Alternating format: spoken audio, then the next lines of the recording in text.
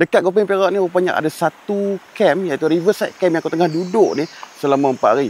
Dan aku nak recap balik, dekat sini memang best. And first kali sebelum aku go through to activity, now aku nak tunjuk camp-camp yang ada dekat sini. Dia ada 3 side camp dekat sini. And first kali ini ialah side A, then side B, and side C tu dia macam ala-ala Zen Garden dekat situ. Dan depan ni semuanya sungai, Sungai Kampar. Untuk tarik kali ni aku bersama CEO Busy, CEO Chris and CEO Batu, dan tambah lagi seorang lagi sepupu aku.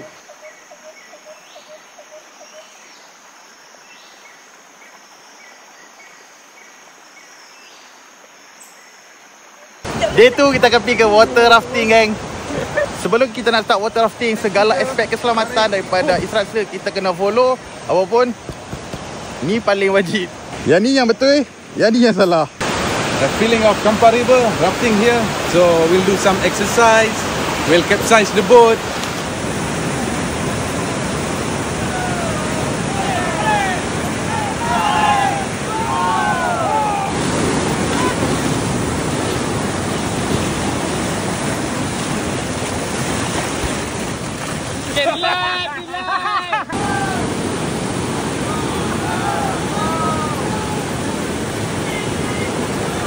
Mesej jatuh tu.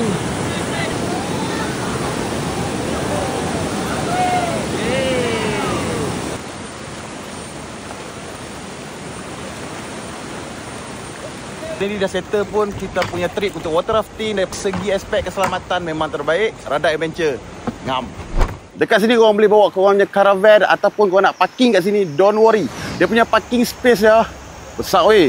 Antara kemudahan yang disediakan dekat Riverside Camp by Radak ni, dia ada dia punya surau, dia ada dia punya tandai, ada bilik mandi, and view dia kat sini memang tip-top. Dan korang kalau nak cari tempat bercuti, aku recommend dekat sini. Dan kalau korang datang pada waktu weekend, don't worry, akan ada kafe ni akan buka dan korang boleh lepak and makan. And aku nak payung lagi view-view yang ada dekat sini. And let's go. Sepanjang 4 hari aku berkampung kat sini, sebenarnya tak cukup waktu sebab banyak lagi aktiviti yang aku kena buat. Tapi biasalah, waktu kan mencemburui.